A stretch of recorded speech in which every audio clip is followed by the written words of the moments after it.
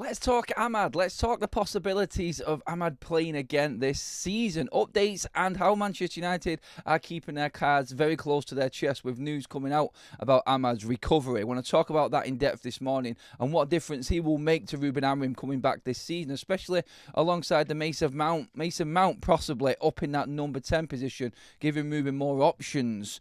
Obviously, after that win against Sociedad, everything feels a little bit more upbeat. Everything feels like there is something to play for.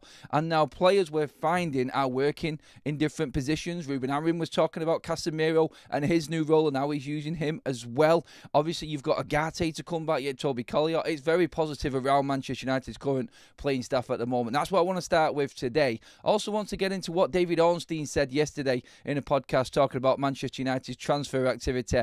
Lots of signings. That was the word coming out from David Ornstein. What type of signings, though? Romano has come out and said United are looking at another centre-back. Do we need it? We'll get your comments in on that on the live show as well. Also, and all of your other thoughts around everything going on around Manchester United. We are live. It's Saturday morning. The one good thing about the Europa League is the fact that you play a game and then you haven't really got time to rest or think or worry. You've got another game coming straight away. And tomorrow we play Leicester before the international break, which is the importance of the top story today, which is Amad for me and that recovery time needed. Now, we heard Ruben Amorim talking in the press conference around the Sociedad game about the possibility of Amad returning to Manchester United's first team action and training within a few weeks. It now looks like there is an opportunity, or not opportunity, wrong word there, but a possibility that Amad could actually be back in and around training in a couple of weeks' time. Now, what form of training? We'll obviously have to wait and see. We'll have to see how he recovers from it. But we've seen the pictures of him walking into Old Trafford now. Me and Saeed were discussing this last night. Thank you for all your comments on that show as well. A good old debate last night between me and Saeed on everything that's happening at United right now and how it's turned our season around slightly in terms of Amorim, the players, and what we're playing for. Go watch that back, of course, after this show. So I want all of you in on the live chat for now. But looking into that and Amad's impact, more importantly, on Manchester United and what he could bring Ruben Amorim before the back end of this season and before the season finishes. Because United, I'm going to go through these fixtures in a second right now. And what Amad is actually looking at in terms of return dates, how we can look at the games that he's going to come back and impact as well. Because let's not forget, so we've got Leicester tomorrow to start off with this.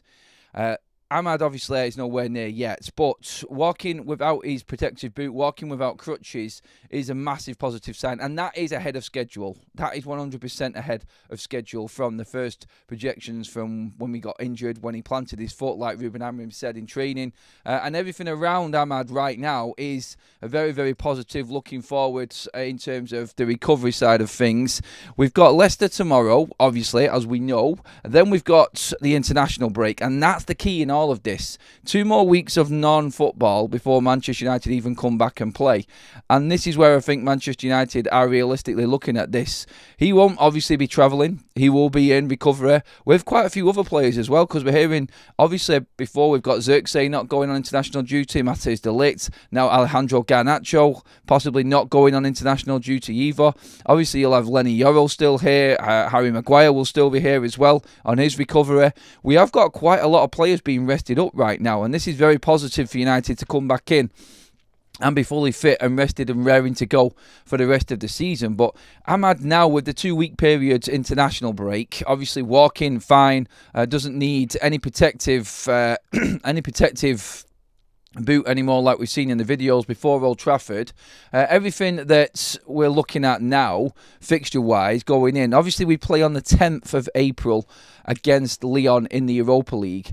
And when you're looking at that, and you're looking at that date, so you're looking near enough just under a month from now before we actually play again in the Europa League, which seems a million miles away, doesn't it? But if you're looking at Amad possibly returning back to some form of training within a couple of weeks, that's still just before the international break finishes. And then you're looking at building up. You'll obviously have the Premier League games, which we're not expecting him to feature in, the first one back anyway. But then the 10th of April, that's huge for Manchester United, because that does, like we've just said then, when you look at it, and we've all said, like, Amad is maybe a month away, maybe a few more weeks away, but the international break takes up half of that, and there's no games, so we're not losing out on Amad there. I think that this is the boost that everybody's been looking at for Ruben Amorim and what's needed. So when is the tide going to turn? When are we going to start seeing Ruben get into these players? The fact that we've had so many injuries, I think, has played into our hands.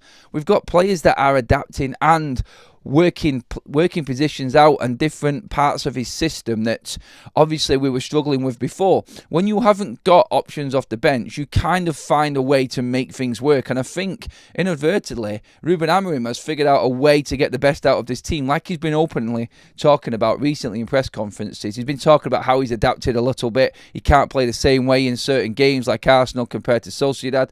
Every game is different right now. He is learning on the go. He talked openly about Casemiro and how he's adapting to his system and what he can use him in, and how himself, Ruben Amorim, also is adapting and learning how to use a player like Casemiro. Everything is sort of falling into place, and I don't want to go all in on the positive and say that this is the turning point or anything like that, but little things are just working out for United right now that we didn't have before. The return of Mount, obviously the emergence of Aiden Heaven in the midst of losing Harry Maguire and Lenny Yoro. Lenny Yoro is also very close to return, and obviously Ruben Amorim said as well that Harry Maguire is going to be considered for the Leicester game in his press conference. So you've got that all coming back. All of a sudden, you've got players that were playing well in Maguire, in Yoro to a certain degree, and then you've got players coming in replacing them in Heaven, and you've looking at this and you're saying that we've now got these players, which are obviously coming back into Manchester United's side, and they're fighting for places within Manchester United's team. And now you're looking at the possibility of the other players coming back in again.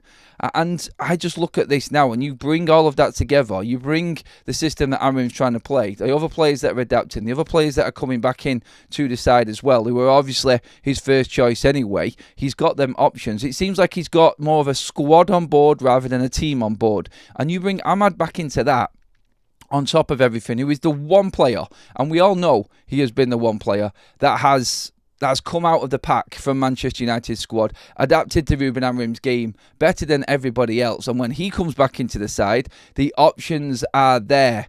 The options are probably, I reckon, the best that we've had since Ruben Amorim has come in, because of everybody getting used to his system, because of everybody, basically learning how to play in a Ruben Amorim role.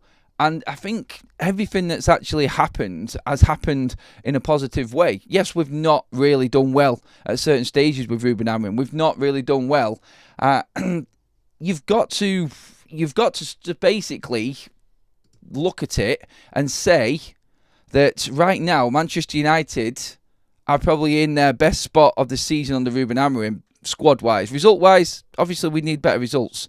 Result-wise, we really do need to actually get things moving again. But when you look at it, when you look at the games recently and the negative vibe around Manchester United, and you go into them games in depth and you look at what's happened in them games, look, we went out the FA Cup, but we didn't lose that game. We came from behind and we should have beaten Fulham in normal time. But for a few great saves from Leno, we would have won that game. We would have still been in the semi-finals of the FA Cup.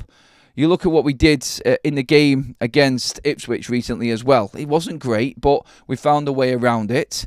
Then obviously you're looking into the part of the season with the Europa League, with Sociedad, with Arsenal. We're not losing these games. They're positive results, but don't look that positive on paper. So when you're looking for a win, you're going, when's the last time United won? You didn't win against Fulham. You didn't win against Sociedad. You didn't win again against Arsenal. But when you look at them games, they were still positive results for Manchester United. And this is down to players adapting. This is down to players figuring out a way to work with Ruben. Because look at the point in case is Sociedad. When he took 4 outfield players and 2 goalkeepers, when he could have had 12 players on the bench. No, he didn't force his hand. He didn't... He was reluctant to play that card, let's just say, in taking the young academy players. So when you look at the players on the bench there, players playing out of position, players having to adapt, him having to adapt, like he said with Casemiro. You've got Garnacho emerging on the right-hand side right now. So what does that tell you when Amad comes back?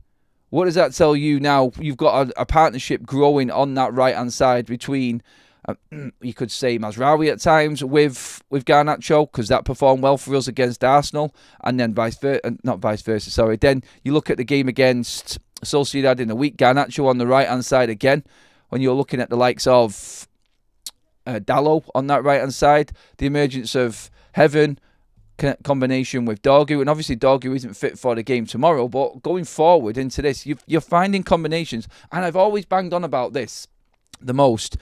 No one has been able to dislodge Amad from his place in this team. Nobody has been able to play well enough in a Ruben Amorim role or system to dislodge Amad. What we're finding now is Garnacho all of a sudden is playing better on the right-hand side, and now we're looking at an option possibly from now until the end of the season where Amad could come in and you could have Amad and Garnacho on the same side. Now, how dynamic does that sound? Then you could have Dorgu on that left-hand side with Xerxes. And you know how close them two are as well, and the understanding there. And you could then start creating more chances for Rasmus Højlund. There are also other options there as well. Let's not forget, you could have Mason Mount on the left-hand side working with Patrick Dorgu. All of this then rolls into that, let's just call it the optimistic side of things. You could look ahead and say that Manchester United now have got a squad that Ruben Amorim could possibly use. He's got the option with Casemiro, he's got Collier, he's got Bruno, he's got Manuel Ugarte, he's got 4 midfielders there. You could even throw Christian Eriksen into one of the 10 positions. And when we're talking about rotation and we're talking about things all turning around and turning around at the right time for Manchester United, I just look at it and I go, some of our best performances over the last couple of weeks. We should have beat Sociedad easily over in Spain. We should have beat Arsenal. We created the better chances. We smashed Sociedad, and we were still smashing them before we got the 10 men as well, because we were creating chances there. It was a good start, and we should have scored more goals in the first half as well. We missed some absolute sitters there. But when you look at that, and then you go back to the Fulham game, and you're saying, well, we lost on penalties to Fulham at Old Trafford. Doom and gloom, it's hard to take. But look at the chances we created and missed again. If we now start scoring, and you now start getting a squad that fully believes in what they're doing and their roles, and you're adding players like Heaven, Amad, Mason Mount, all of a sudden back into this team, Lenny Yoro and Maguire fighting alongside Matthias de Ligt, Mazraoui and Heaven at the back there like that, then you start to feel like, hang on a minute, we actually have got a squad of players here right now. And that then takes us into the Europa League, Lyon coming up. And you cannot help but feel like if we can beat Leicester, then go into that Europa League game against Lyon away from home, get a positive result there, the momentum factor then takes over. And I think these players all of a sudden start to believe. And this is why I wanted to make the video the other day, which I did, regarding the impact of Ruben Amorim, his system, and these players not liking it. You've just had, on top of everything that I've just said there, you've had Sir Jim Ratcliffe come out, you've had Omar Barada come out, both backing Ruben Amorim and the way that he's working and operating. And there's no room for these players to move anymore. They cannot fall out with Ruben Amorim. They're not going to get a transfer elsewhere and get everything that they want.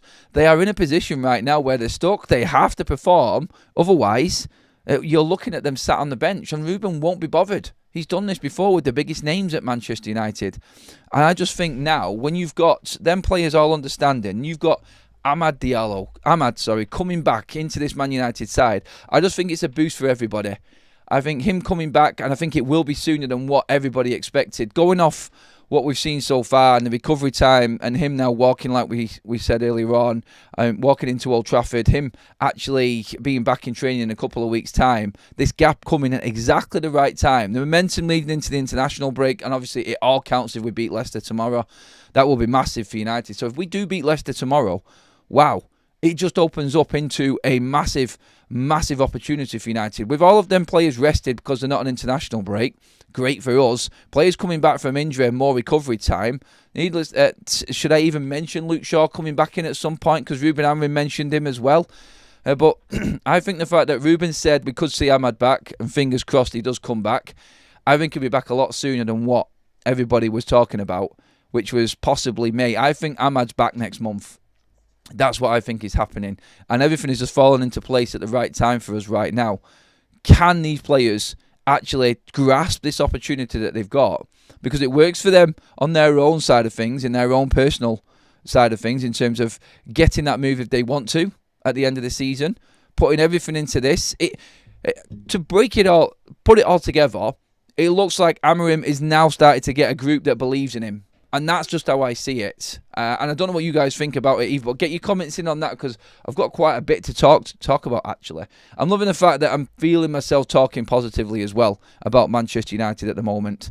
I think I've gone on a little bit of a mini positive train rant or so, I think I could say there in that morning, in that first section in the morning show. But I think I missed you all last night, actually. And I thought, you know what, I'm going to go in this morning absolutely positive vibes, because I am seeing that. I'm not just building this up to be something that it's not. I think Amad will be back next month, and Manchester United, with the games that we've got, I think I've got a real opportunity to salvage something at the end of this season. I don't expect us to move much in the league. I don't get as close to 10th in the league as you possibly can, earn a little bit of money, and that's it. But the Europa League, I actually starting to believe now that, obviously with United being unbeaten in the Europa League, Ruben is, 5 wins from 6 and 1 draw in the competition so far. We're starting to score goals and create chances. European football definitely suits this team a lot better than what the Premier League does, and where we're going to get the kicks in the sack and we're going to get them gut shots in the Premier League and be slapped back down to earth with a bang, reality-wise, we're still in with a shout of the Europa League. And I just think confidence is key now. I think we're going to start seeing Manchester United really turn a corner in terms of how we see them play. The opportunities for certain players coming in, and everyone believing that they've got a shot now in this squad. If you've got Casemiro, one of the most senior players at United, now actively playing more of a key role in this side, it's only going to help everybody else, because he is infectious. He is passionate, and he has been absolute quality the last few games for United. And that is a full professional there that Ruben has got now on his side. And that's what he didn't have before. It looked like pure isolation from the senior players. He was only playing certain players. And the biggest thing in all of this, before we move on to your comments, was when he said that he is also adapting to how he can use a player like Casemiro. When you've had everything go your way at Sporting, everything's just been that full-on positive train, right down that one-way street, and nothing has gone wrong, you believe in what you're doing, and you believe that what you're doing is the right way. And it is. You've won trophies, that's fair enough. But he hasn't faced that difficult moment in his career at a big football club before. And Ruben's learning like these players as well. And you're seeing him adapt to different scenarios and different players in positions right now. The fact that he's already moved Bruno into 6, Garnacho out to right-hand side of the right-hand sided 10 role.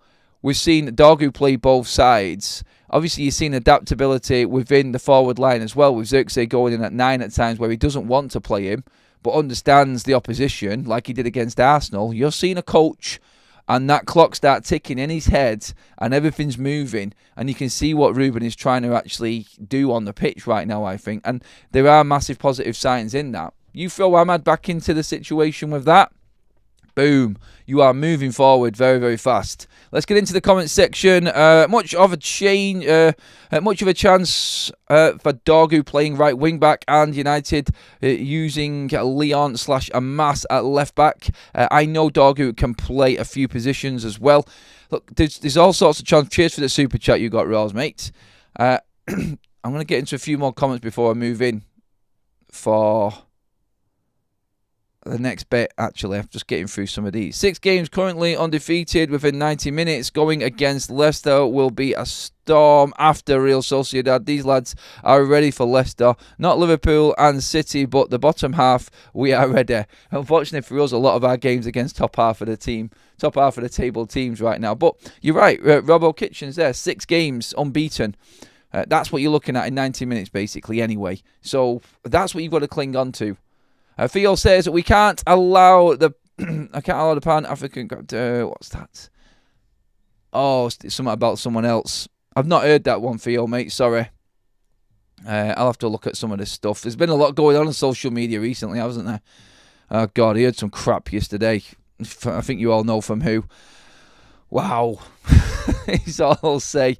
Reading between the lines and using the factual timeline in conjunction with Sir Jim Ratcliffe's agenda against high wages, it's clear that Ashworth caved to Erik ten Hag's veto and the only offer from Saudi. Sure. What we're on about there. Just bear with me a second. I'm picking out a few more comments. So maybe we should loan Højlund. He might appreciate a new environment. We've said this all along with Højlund. I think a decision still will be made with him in the summer. And there is, according to the rumours and multiple sources, a chance that Højlund will go out on loan. Biggest mistake Amorim made from the start was benching Casemiro and Eriksen. They are not the future, but they are the best/senior players and should have shown them more respect. But glad he's learning. Look, he's 40 years old. Honestly, that he is a very, very young, fresh manager. And thrown into the deep end at United with a situation right now, I think it's actually good that this has happened. I remember a previous press conference where he said, after this season, I'll be ready for anything. After this season, nothing is going to stop me going forward. I think that is true. I think he's learned so much this season. And when you look at everything else that's going on right now, I just want to move on to David Ornstein as well. Right now and what he said at Manchester United, and he did touch on the bleeding Jadon Sancho situation again. Now, when Ornstein says it's real, you have to take it as real, and I know United fans don't want to hear this, but David Ornstein has also said what we were talking about the other day as well, which came out from Chris Wheeler from the Daily Mail, that Jadon Sancho could return to Manchester United this summer if Chelsea wants to pay that heavy fee for dropping out of this agreement where they have to pay us 25 million at the end of the summer. It would be a disaster for United, it really would, because nobody wants Jadon Sancho back at Manchester United. He doesn't want to be here. He just needs to get a grip with himself at the moment, that man. But Ornstein said that there is a clause, well, it's not so much a clause, there is a penalty within this contract between Manchester United and Chelsea that says if Chelsea wants to pay that penalty fee, which is substantial, then they can pay that and not have to buy Jadon Sancho. He hasn't got an agreement for a contract at Chelsea yet. So that was the difference. Where these loans with obligations work is there is always something negotiated in for the player for the following season, i.e. Chelsea have agreed with United. There's an agreement in position for his wages and his contract this season. But with the obligation in place and them agreeing to it in the start in the summer, there is usually a contract negotiated with the player for the start of the following season. And he can just carry on. So Chelsea pay the fee, United take the money, and Sancho is officially a player at Chelsea and he's on their books officially. That hasn't been signed, and there is no contract in place between Jadon Sancho and Chelsea. And Ornstein coming out and backing this up scares the living shit out of me. Honestly, it does, because that means that we all know what it means. It's Ornstein backing up what Wheeler said, in that Jadon Sancho has got there is a big possibility, and he has got a chance to actually return to Manchester United this summer.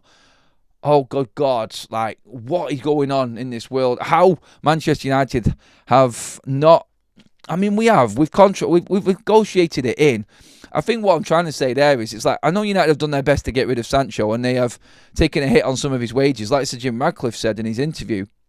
But it just feels like this could only happen to Manchester United. How have we got a player that, in a scenario where in every other circumstance, everyone else's circumstances, with other players doing a similar deal, it would be a guarantee it's done. But only United, in trying to get rid of one of their players, could this come back and hit us.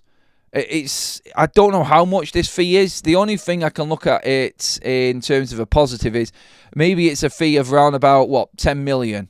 And they have to pay Manchester United that money. And then maybe United could still sell Jadon Sancho for, 20 million at a cheap price to somebody else. Maybe just go Dortmund for 20 million, Jadon, and take that hit. But then United, instead of making 25 million this summer, can obviously all of a sudden, with the fee and that fine from Chelsea, make maybe 30, 35 million if we could still sell him on.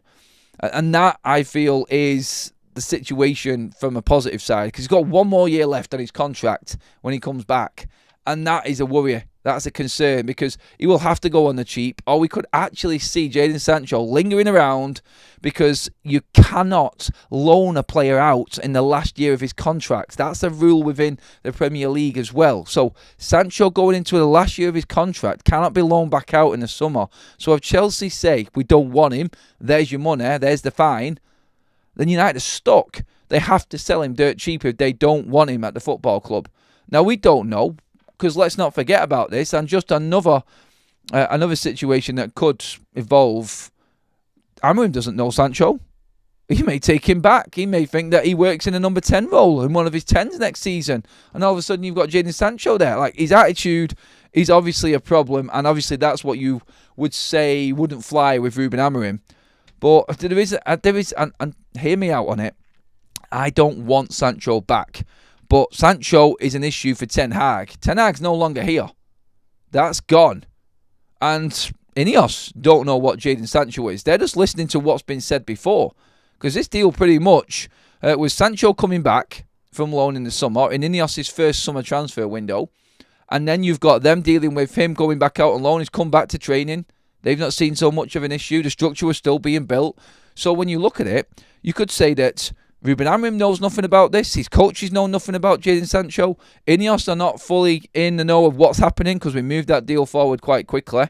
And he was part of the United tour in the summer. So really, in the structure that's in place right now, the headache that was Jadon Sancho was before. And nobody at the club right now, because all the coaches have gone. Everyone that he had an issue with is gone. I can't see Marcus Rashford staying, but there is half a chance that you look at it and all of a sudden, because he's into the last year of his contract, we cannot loan him out in the summer. We're stuck with him. Unless you sell him dirt cheap. And that's the only way I can think around this. But again, only at Manchester United would you have a situation bubbling like this. Like, how has it come to this where you're actually stuck with Jadon Sancho?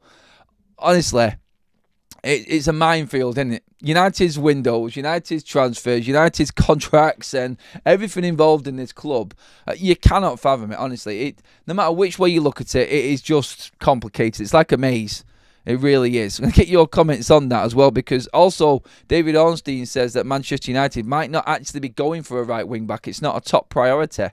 Does that mean that United are looking at the academy? Mantato plays on that right-hand side. Starred last night in a 5-1 win for the under-18s.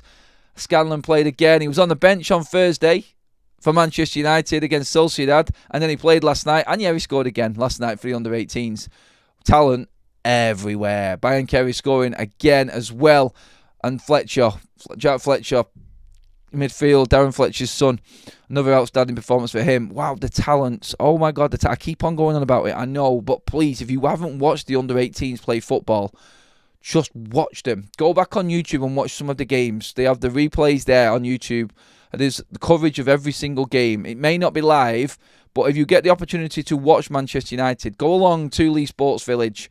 It's only cheap to get in. Just go and watch real quality football and how energetic these players are and how they can run for 90 minutes non-stop at one of the highest paced football games you would have ever watched. Honestly, just do it. The talent is there and you'll know exactly what I'm talking about. Well, maybe that's creeping into the thoughts of Manchester United's transfer window and what's happening this season. This summer.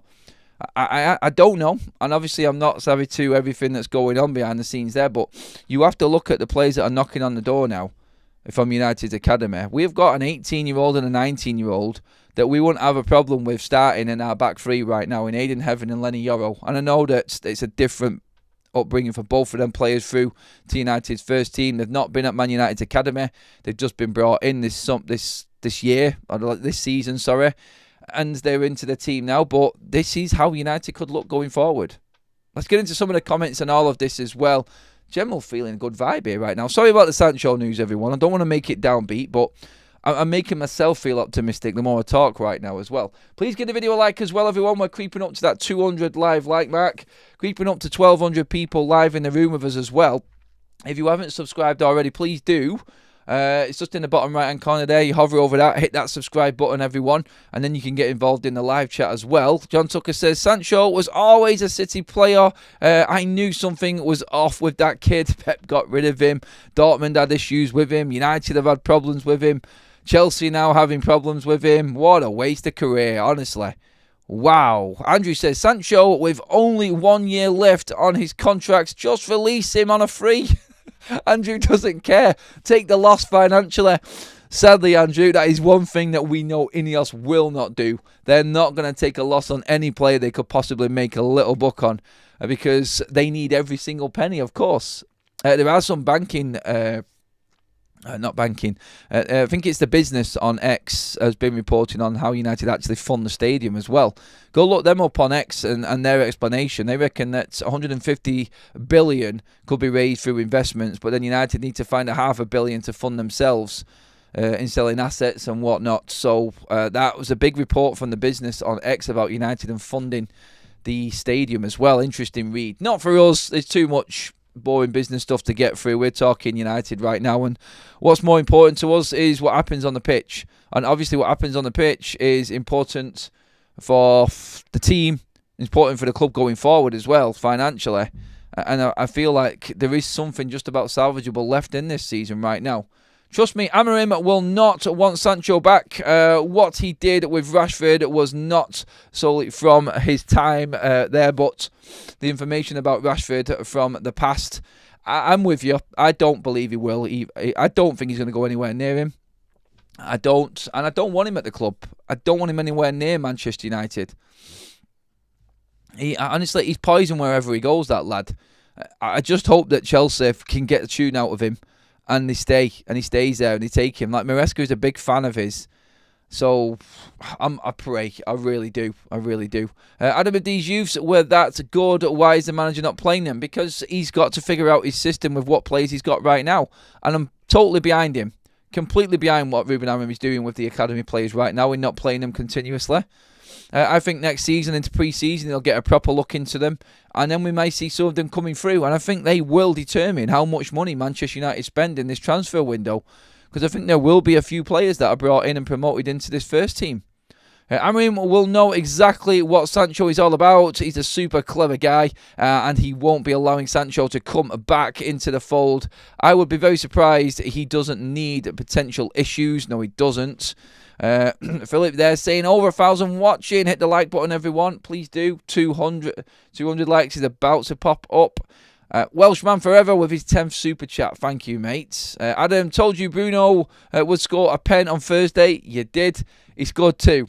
And he almost had a third. Absolutely buzzing for Bruno Fernandez. I actually seen him at Carrington the day before. And I was telling everyone, like when he was driving out of Carrington, talking to the fans, he is just an absolute legend. I don't care what anybody says. The time he takes out, the effort he puts in, everything he does behind the scenes, and the way he's carrying his team at the moment, mentality-wise, there is no one comes near him. He is a monster mentality-wise, because you could argue about his qualities, you could argue about his mistakes, but you can't argue with his mentality. He just keeps on going. Absolutely phenomenal. 28 goal involvements this season. What a man. And yes, Welshman Forever, definitely. You know that Bruno Fernandez, what's that now he's got? I think it's 94 goals, is it? Bruno in his whole time.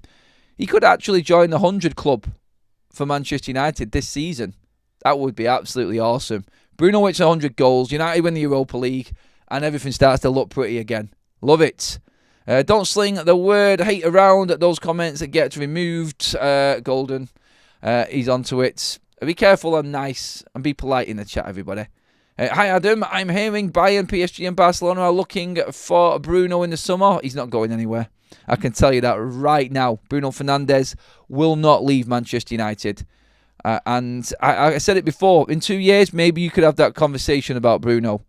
2 seasons, in fact. I mean, maybe after next season that conversation comes about, but not now.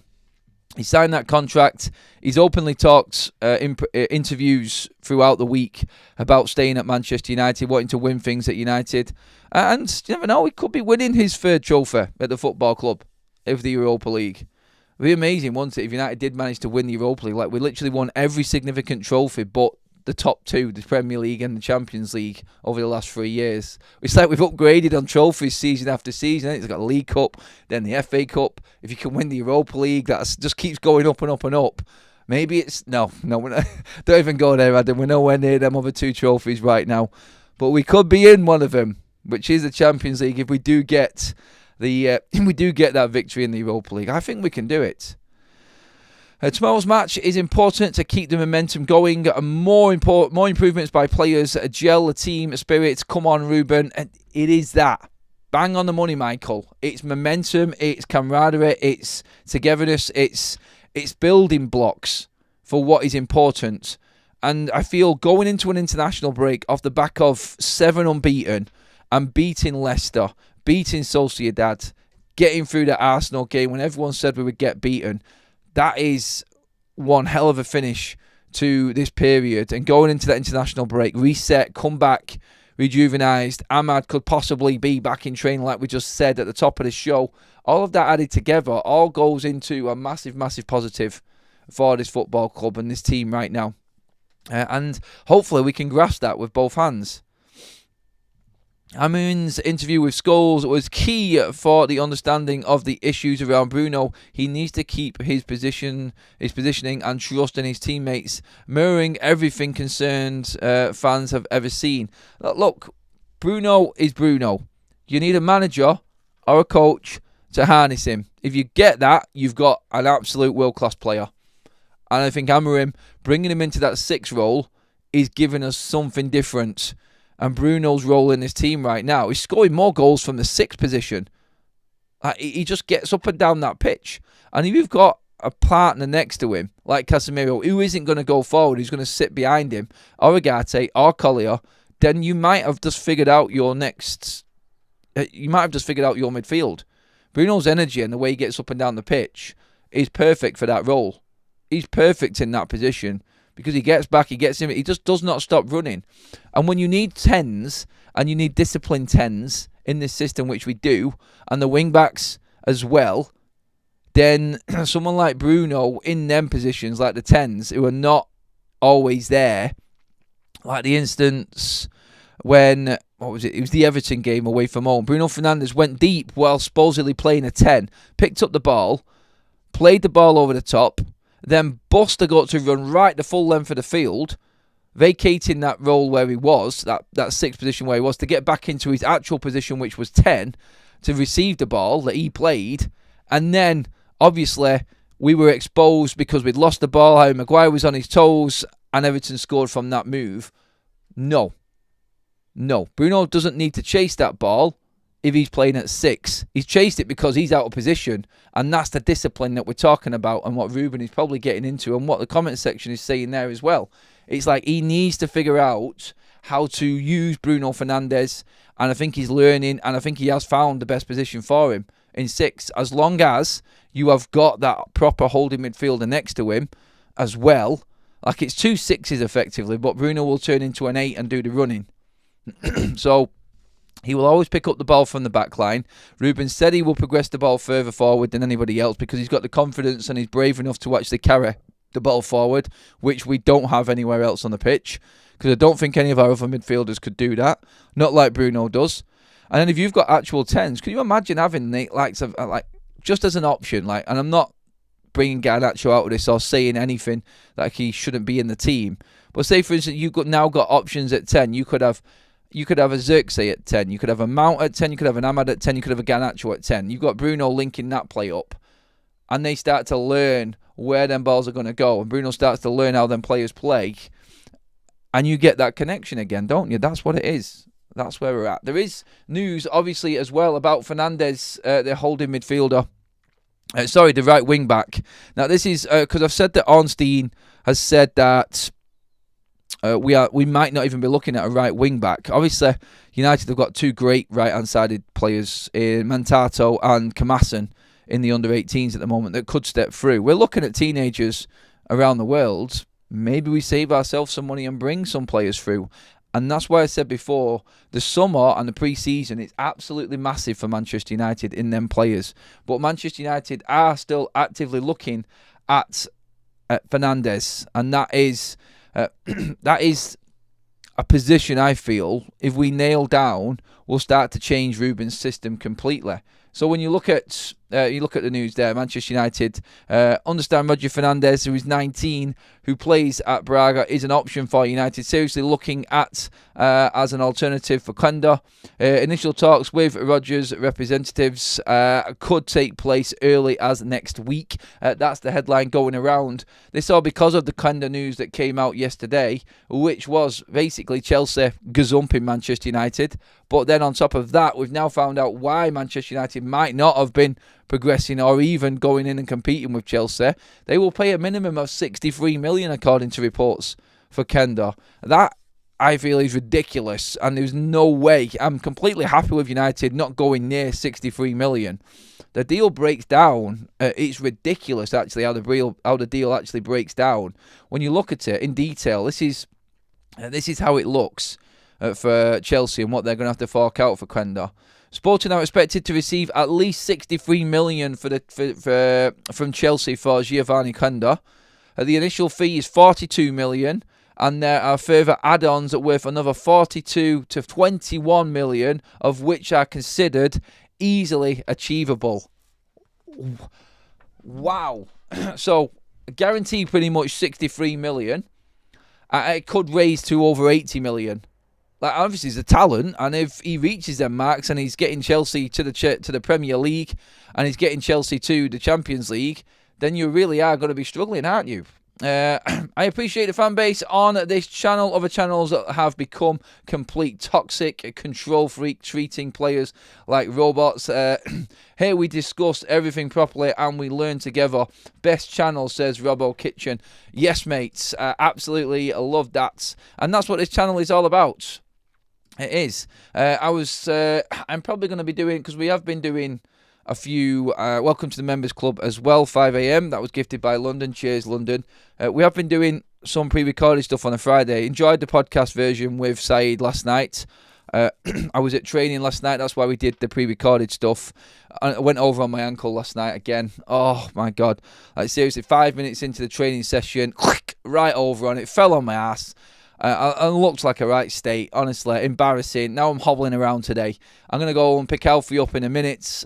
We've got a league game today for FC United as well, so busy all the time, but we're always here on FUTV. I love the live chats. I love the community. Everybody gets involved. We've got great mods. Members are brilliant. The members content is starting to roll out weekly as well now, everybody as well. So if you are a member, then make sure that you are involved as well. Go watch that. Give me your comments on that. And yeah, that pretty much wraps up today. And I look at what's ahead of us. I'm positive. Like I said before, I can't help but feel a bit more positive at the moment. Big win tomorrow, hopefully, yes. I'll let you all know what the matchday content is going to be later on in tonight's show. We will be back after all the football action is done and wrapped up later on. So hit the bell notification button after you've hit the subscribe button, obviously, so you get notified of the content coming up. Make sure you give this video a like on your way out. Thank you, everyone, for all of your contributions. Thank you, everyone, for all of your comments. Everyone involved. Cheers, mods. Cheers, members, for helping out in the chat. I'm off to go watch some real football now. I will see you all later on. Have a